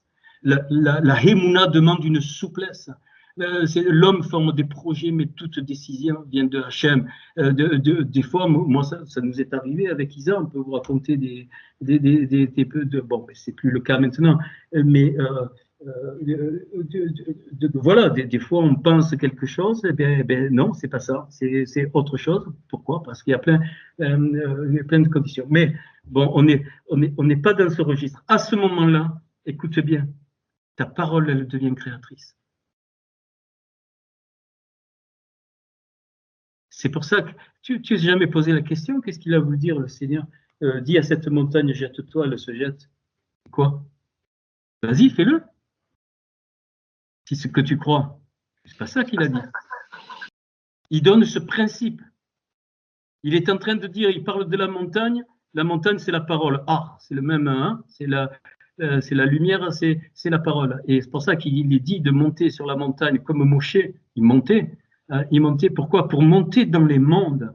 Si tu ne montes pas dans les mondes, non mais je suis sérieux. Et la grâce que nous avons, c'est quoi? C'est Yeshua. Yeshua, il a fait pour nous la purification des 10 séphirotes et des mondes à la croix. C'est ça, il a été touché en 10 points. Et donc, on a cette grande grâce que par lui, en lui et pour lui, alors on peut monter dans les mondes. Mais si tu ne montes pas dans les mondes, rien. Ta prière, elle est charnelle, ta prédication, elle est charnelle. Tout ce que tu fais, c'est de l'homme, c'est bien, c'est peut-être bien, mais c'est pas l'essentiel. Et donc, qu'est-ce qu'il est en train de dire là? Il dit, mais si tu comprends les jours de la création, la montagne, ça apparaît. Hein, je le montre dès le premier jour, dans le Bereshit bara Elohim, la montagne apparaît. C'est clair au moment de la Torah. Il est en train de dire, retrouve les principes qui étaient dès la création et que Adam avait et qui a été perdu donc au niveau de Babylone. Hein, et Adam, il avait ça. Et donc, il ne pouvait pas y avoir de maladie. Il ne pouvait pas y avoir dans ce monde-là des archétypes impossibles. Même dans le Gan Eden, tout ça, rien. C'est au moment de la chute après, quand ils ont perdu l'accès donc aux 4 mondes. Et donc, nous en Yeshua, eh bien, en potentiel, je dis bien en potentiel, après c'est autre chose. Vous savez, c'est comme c'est de la physique, hein, voilà. Quand j'élève ce stylo à une certaine hauteur, il a un potentiel, mais il est mort. Il est mort. L'énergie potentielle, elle est morte. Elle apparaît quand j'enlève la main. À ce moment-là, je la vois, le stylo tombe. C'est l'énergie potentielle. Mais tant que je tiens là, le stylo, il reste mort.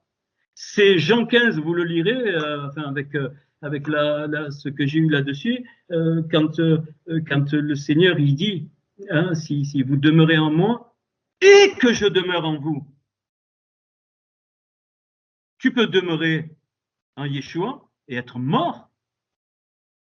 Pas de souci, parce qu'en lui, tu es bien, il te cajole de temps en temps, il te montre, pas de souci.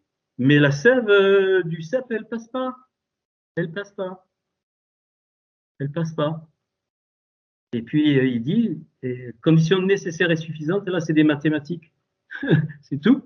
C'est-à-dire, si tu demeures en lui et qu'il demeure en toi, ça, c'est plus délicat, hein. Vous m'avez jamais entendu raconter cette histoire, qui est une métaphore. Christian, je viens, à l'époque, on était à Grenoble, hein, ça.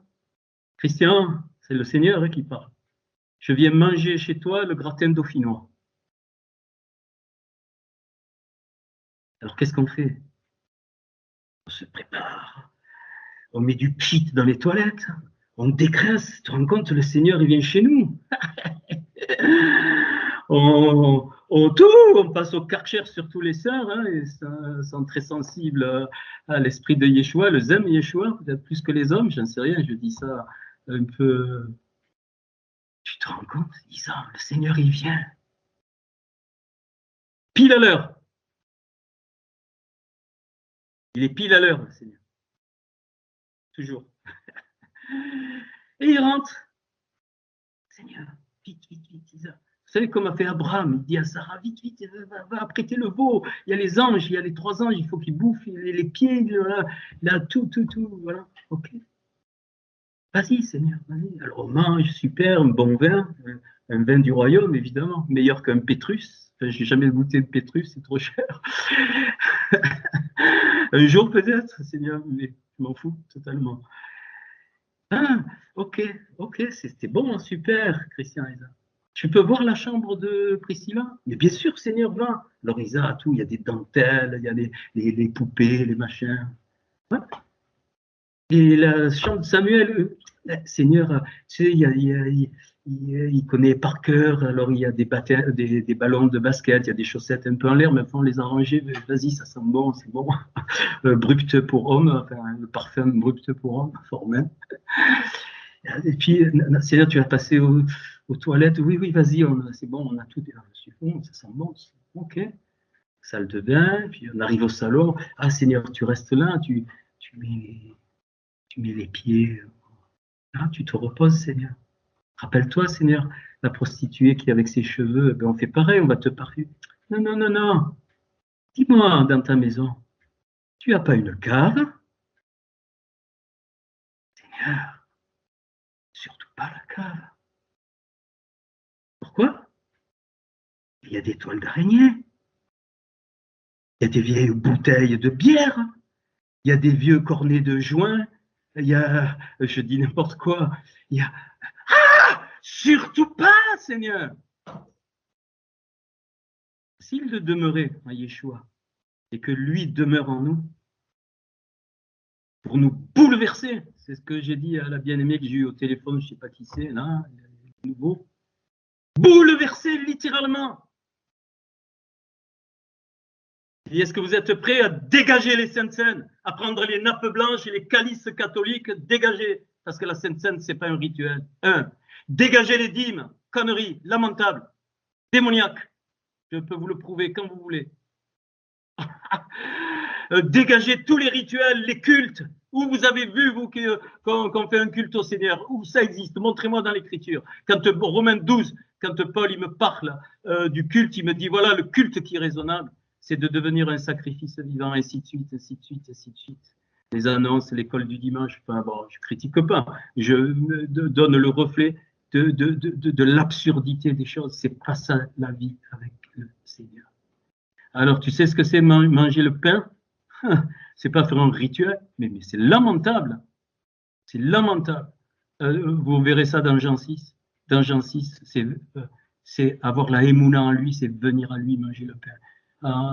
Et boire le sang, pardon, c'est aller vers lui, hein, pardon. Manger le pain, c'est aller vers lui. Et boire le sang, c'est la émouna. Il le dit explicitement, celui qui mange mon corps et qui boit mon sang, c'est clair, c'est celui qui vient en moi et qui croit en moi dans le sens émouna, pas la croyance. Alors tout ça, c'est vrai que c'est difficile. Ben, c'est ça. Et quand Yeshua vient demeurer en moi, eh ben, il descend là, et là, très souvent, ça bloque.